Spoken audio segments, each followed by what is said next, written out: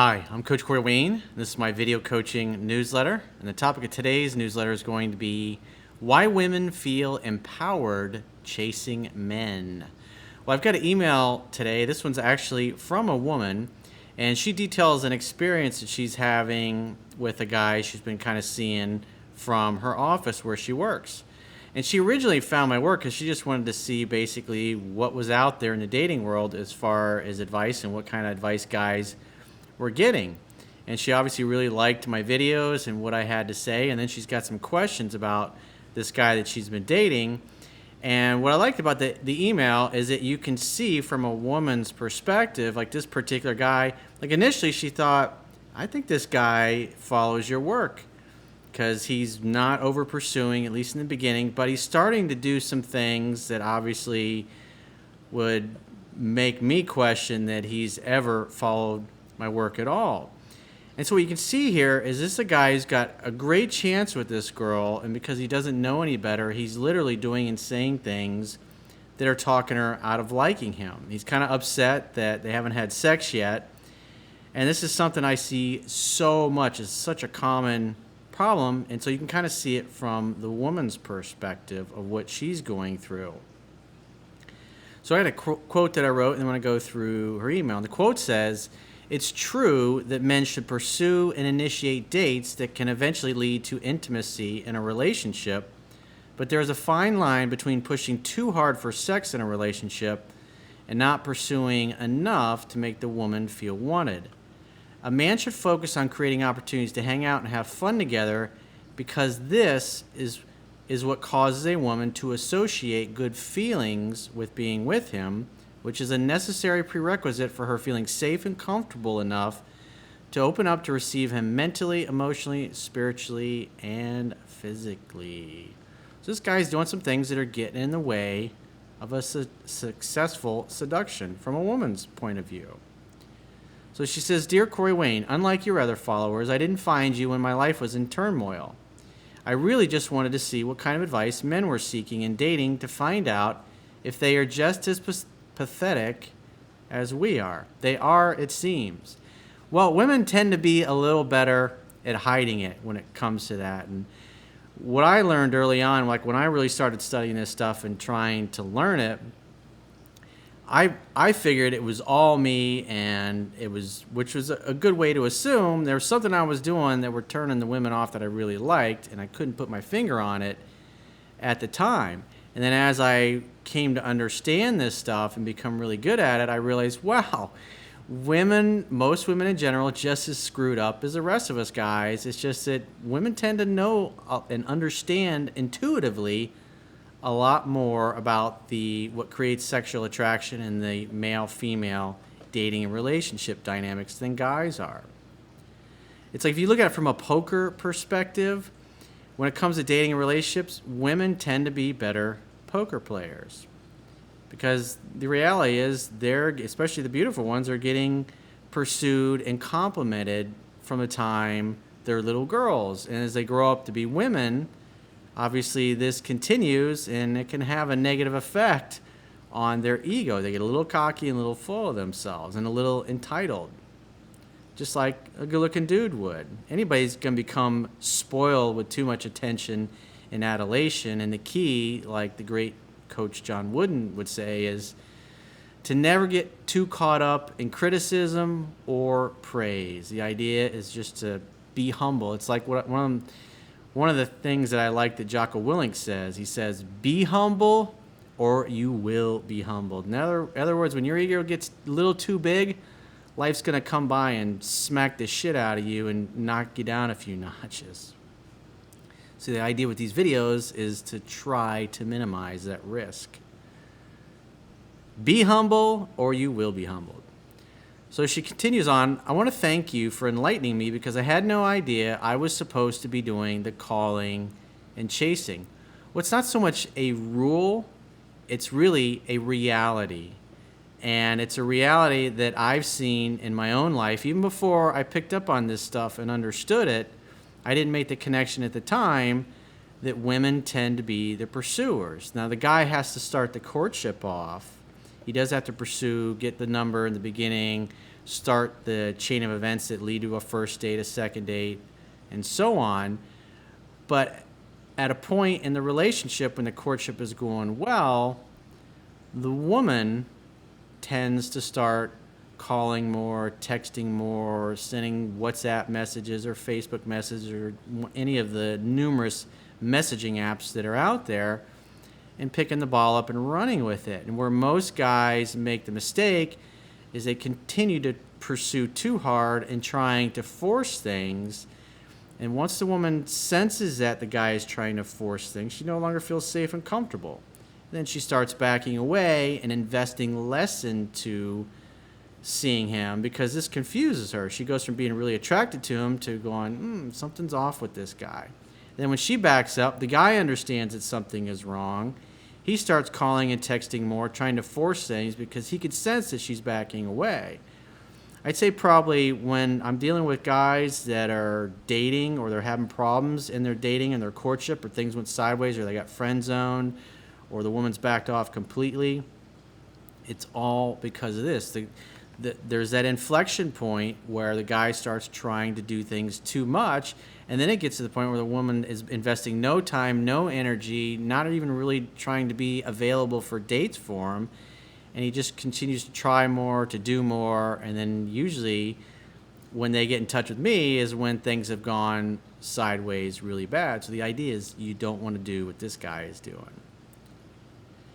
She says it makes sense because generally I have felt very comfortable before moving forward in a physical way with a man. Remember, as I say in my book, a woman's got to feel safe and comfortable.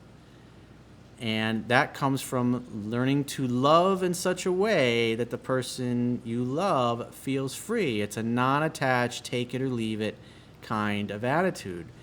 But it's one thing to hear me talk about it. It's another thing when you're in the situation going out with somebody that you really like and you really care about, and you're hoping that it progresses, because on one hand, you have to make the effort and you have to initiate the courtship.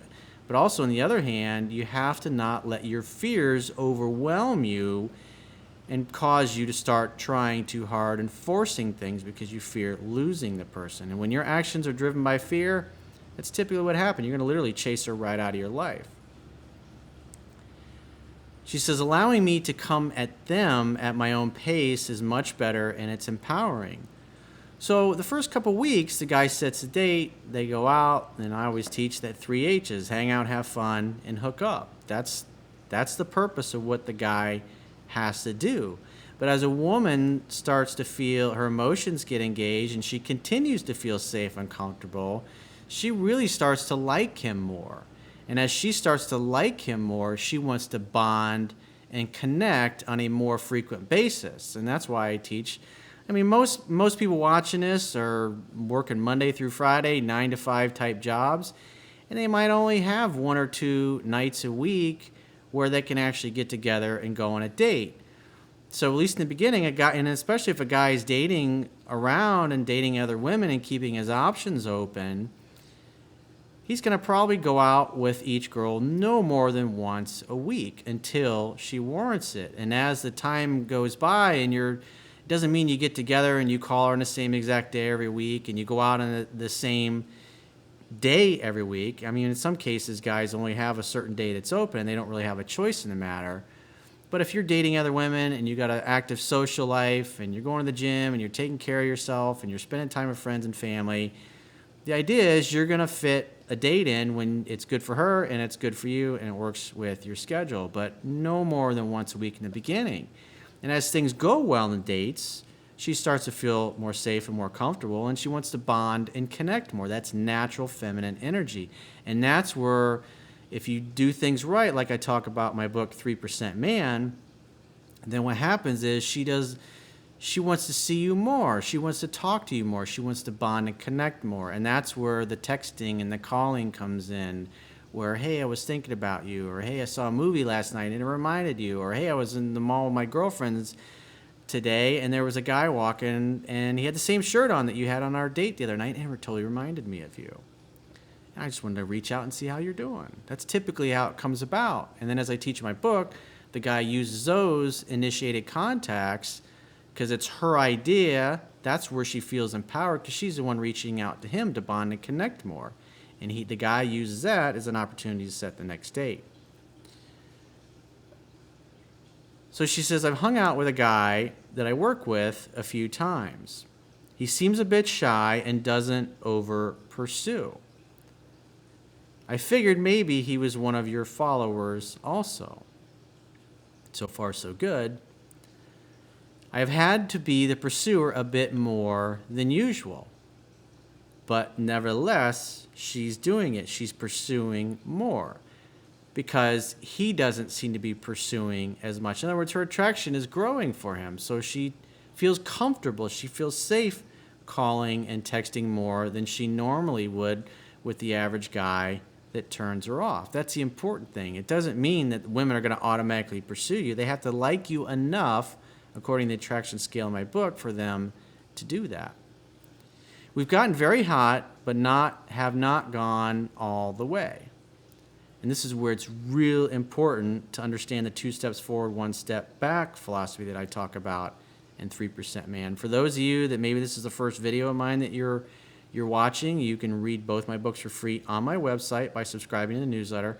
And you can also, in most countries, get both Audible versions of both of my books for free by just doing a free trial.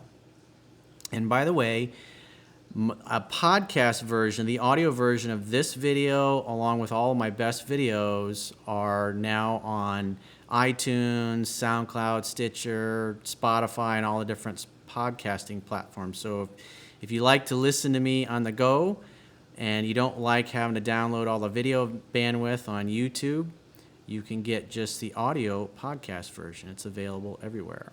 And we're putting up 6 to 8 new versions every week of all of my best videos. So we're ripping the audio off the videos and uploading it on all the podcast platforms for you. And my website's understandingrelationships.com. That's relationships with an S. Understandingrelationships.com. So you can go to the website if you want to check out my work or where to get the books. So here's where things get a little interesting with this particular guy. So everything seemed to be going so well, and she says, he's recently accused me of being a tease. So that's a guy that's definitely butthurt. He's upset. In other words, he's probably calling you a tease because he hasn't gotten the punani yet. He hasn't hooked up yet. He hasn't got any sex yet, and he doesn't know what to do. And so he starts calling her a tease because now he's thinking like most guys think, is using the logical brain. I'm going to reason her into dropping the panties. And notice what she says. This really put me off because it implies I'm playing games. Notice what she says. I just haven't felt comfortable enough to have sex yet. Nothing more. Remember, women got to feel safe and comfortable. If you do everything right in the book, and you know when to back off, when to initiate more, 2 steps forward, 1 step back. In other words, you run into some resistance, you back off, you talk, you converse for a while, then maybe a little while later, you progress things a little bit more. It's an art. The whole idea is going off based off her body language and her subtle cues. And guys that don't know any better, when they get stopped, they get frustrated and they get upset, and she's not feeling safe and comfortable. So instead, he tries to force it by saying, you're a tease. Which, that comes from a guy who's weak and he doesn't have much game. He doesn't know what he's doing. And so she rightly feels not as safe and not as comfortable as she did. So notice what she says next. When I told him I wanted to jump his bones soon in a text, he called me a tease again, rather than just arranging another date with me. Yeah, because in his mind, he's thinking, I really thought we were going to have sex in the last date, and then you stopped me, and then now you're telling me how much you want to jump my bones. So she's fantasizing about it, and she's thinking about it, and she wants to share this with him, because some time has passed in between them spending time together, and her attraction's starting to grow again. But the reality is, he didn't make her feel safe and comfortable because he doesn't know what he's doing. And she's naturally following what she feels.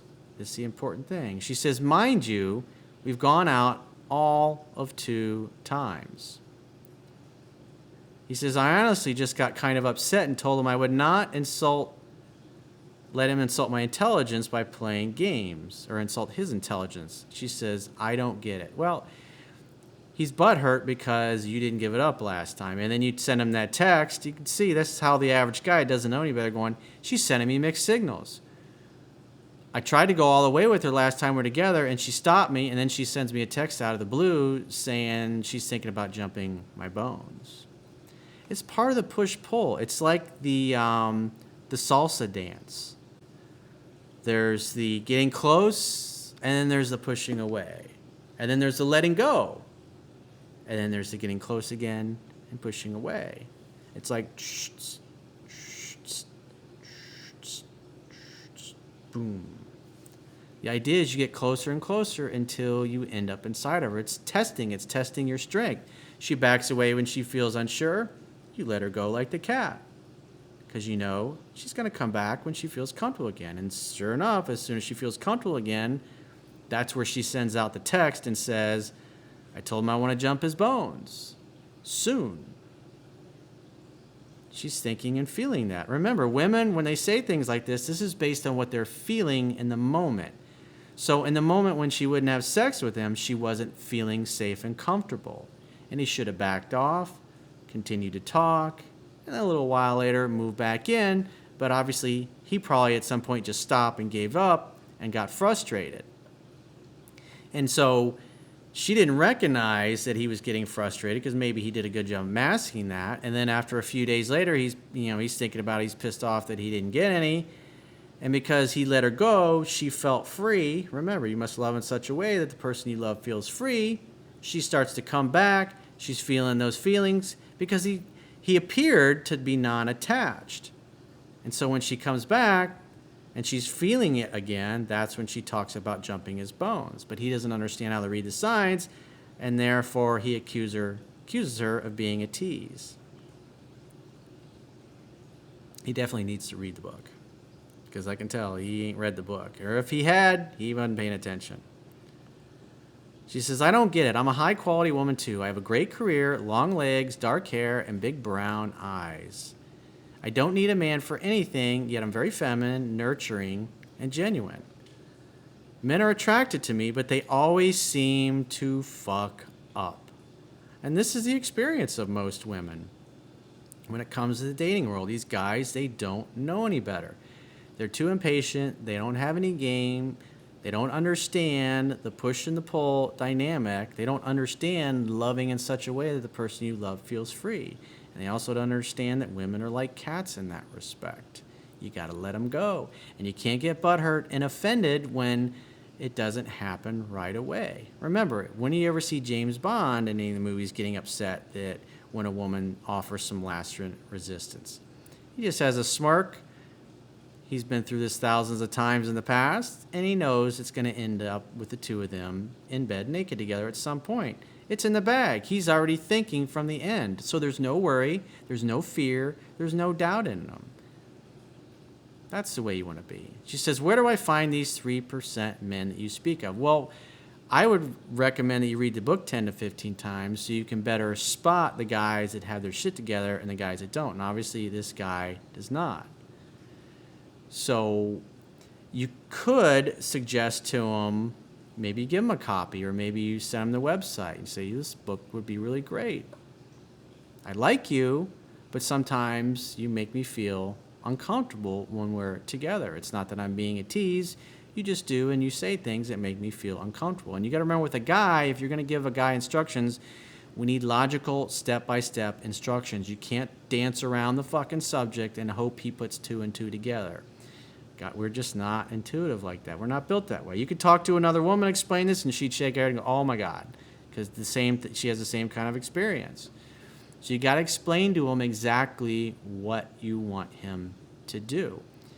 And remember, guys tend to be egocentric, so he might not be open to learning anything from you on the book. He might just tell you to pound sand, or he's not interested, because then he gets buttered about that. That should cause you to recognize that he ain't a 3% man and just keep on moving.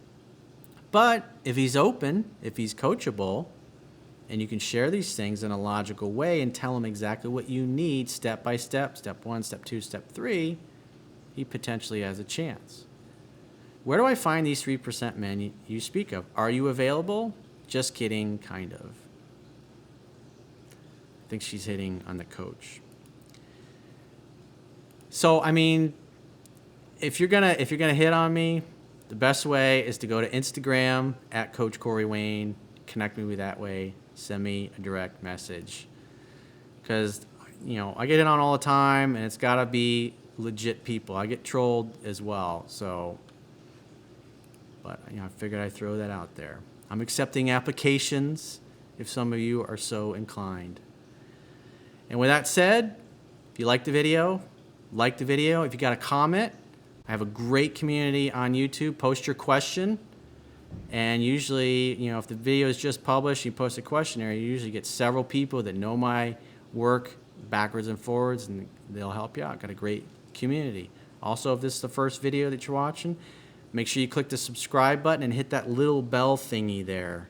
That way you get the notification. Because YouTube has changed things, and used to when you subscribe, you got notified when there was a video. Now you got to click the little bell thingy to make that happen. So if you'd like to get my help personally, the quickest way is go to my website, click the products tab at the top of your screen, and book whatever coaching option works for you. And I will talk to you soon.